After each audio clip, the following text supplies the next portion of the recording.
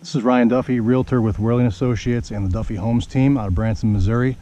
And today I'm at 240 Judy Lane in Galena. This listing was up on the market several months ago and ended up going into foreclosure. It looks like it's back on the market as of today, August the 3rd, in the year of our Lord 2020.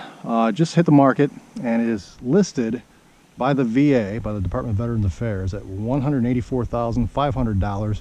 It was previously listed at $255,000, so that's quite the difference. I could tell there's been quite a bit of activity on it. When I pulled up, there was a couple here viewing it, and when I spoke to the listing office earlier, there had been quite a bit of interest already on the first day. So initial impressions, when you pull up, Judy Lane itself appears to be a well-maintained gravel road. It's a little hard to find off the GPS. GPS had me off a Y highway. Had to kind of maneuver around on the map and find what looked like a power easement road, but it was actually Judy Road. But it's not very far off the pavement, maybe a few hundred feet. They currently have the house with the utilities off, so there's no electric, there'll be no lights inside. But I've got a halfway decent flashlight, and we'll see how well this GoPro does in the dark. I walked around the exterior of the property before going in, and it does sit on 5.5 acres. Most of it's wooded, but off the back of the home you do have a pretty decent view of the lake, even with the leaves fully out in the trees, and it being beginning of August here. I can imagine in the winter time it's got to be pretty excellent, the view. I'll start out by just kind of walking around the exterior of the property. And again, this place was built in 2008. It does appear to have some pretty good finishes, and then it looks like they went through and did some quick down and dirty things to appease the bank's liability department. So it looks like they slapped those up pretty recently. There's still sawdust on the front porch where they were cutting those. Some nice rough log siding. It looks like the HVAC unit, and again it's 2008, but all the utilities from what I saw on the interior look pretty good, look newer. And again, without the utilities being on, it's hard to tell. You can't really inspect it thoroughly. But initial impressions: the front of the house has gutters, but no downspouts. There's no gutters on the back of the house. I did notice a termite mitigation system. You see the pods, the green pods, all the way around the property. So I don't know if they've had active termites in the past, or if that's just kind of a preventative measure. It's got a full walkout basement that's unfinished below 2 bedrooms and 2.5 baths. This is the side viewing towards the lake. You can see a bit of the lake view right there through the trees. And I'll have to look at the plat map to see how much property comes with this, but if you're able to take down even just a few hundred feet of these trees, it's got to be a pretty spectacular view. So I'm just going to kind of spit out things as I see them. Again, it looks like they just kind of quickly threw up some 2x4s to make sure no one walking through the house fell off the deck and sued the bank. They've got firewood stacked right outside the back door. It's always a bad idea to stack firewood alongside your home or structure, but in this case at least it's a poured concrete wall, so it'd be hard for the termites to work their way in. Looks like there was at one point a punch out for, I'm assuming, a wood burning stove or something like that inside the basement. Windows are all vinyl, double hung. It appears dual pane.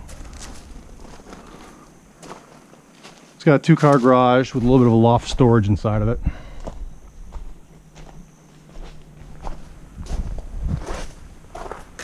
Double overheads.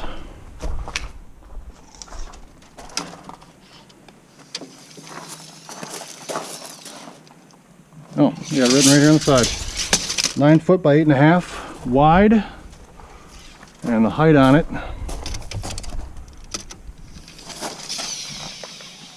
is going to be 8 foot. 7 foot 10 3/4 wide. Looks like a 7-foot door. Standard walk door, and they've got it vented out for a wood burner out here.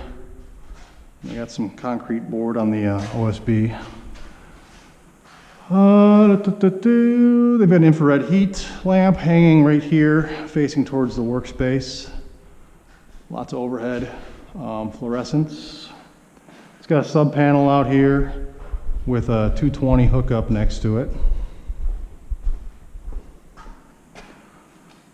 Sub panel's a 30 amp. Well, hold on. Okay, so it's got a 30 amp double pole breaker, I'm assuming for that RV hookup, and it's got 3 single pole 20 amps. It does have a little bit of a loft kind of storage thing set up there in the trusses. I started walking up the stairway earlier, but it's a little rickety, so I'm not going to go all the way up there. It could use a couple of 4x towards the back, sitting down to the concrete to stabilize it. The pad looks good. It's poured in 369, 9 pours, but it's all good. I don't see any cracks in it. Looks like they've had a little bit of water in here towards the base of this walk door. That OSB is looking a little rough, but doesn't look terrible.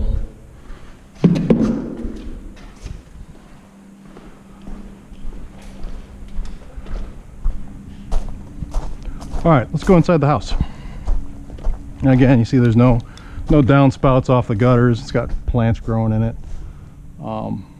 Easy fix, but still a good idea to address that. I felt a few loose, see the loose boards here. Looks like it's just not screwed down at all on several of the joists. But none of them look rotten. They all look like they're in good shape. They don't look like they've ever been stained. The handrails look like they can be salvaged. They probably need sanded and stained as well.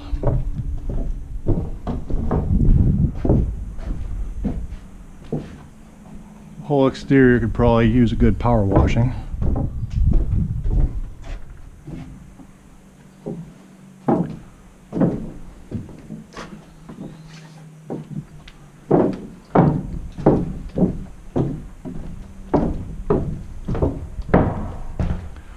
Okay, inside. Now it looks like a lot of the finish work wasn't completed. Well, not a lot, but I noticed several things. Like around the windows, they did spray foam insulate to a degree, and they had some newspaper jammed in some spots where they probably ran out of foam. But there's no finished window trim around, like this exterior window. They didn't put finish molding around the floors. And it looks, this is laminate flooring. It's wood look laminate. It's sort of scratched up in a few spots, but initial impression is most of it looks pretty good. I mean, there's some spots where it's separated. You can see right here where my foot is. There's a bunch of spots where there's just gaps in it, and I would kind of walk through and kick at it and it would seal back shut. Looks like they started going through and cutting trim to put down. You know, this trim piece is laying just kind of haphazardly all over the place.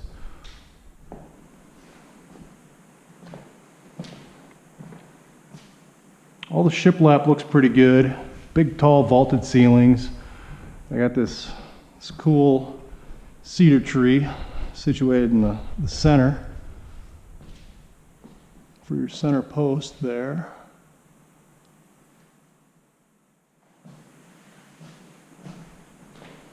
Everything's not just nice and open. Again, you got a little bit of a lake view. Well, actually a pretty good lake view out of the living room here. And I'd stress again looking at that plat map to see if you can take down more of that. There's a chimney here where they had a wood burner of some sort. You transition into a tile stone floor in the kitchen. Granite countertops for the cooktop, electric cooktop, electric stove insert, Whirlpool stainless steel, Genair cooktop. It's missing a couple handles.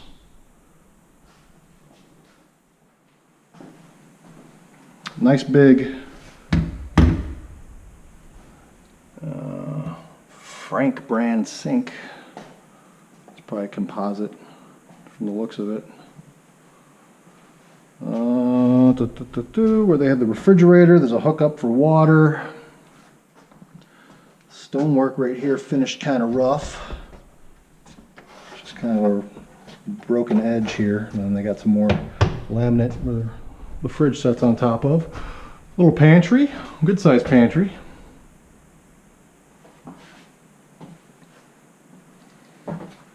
Just used shiplap to build the shelves, which looks good.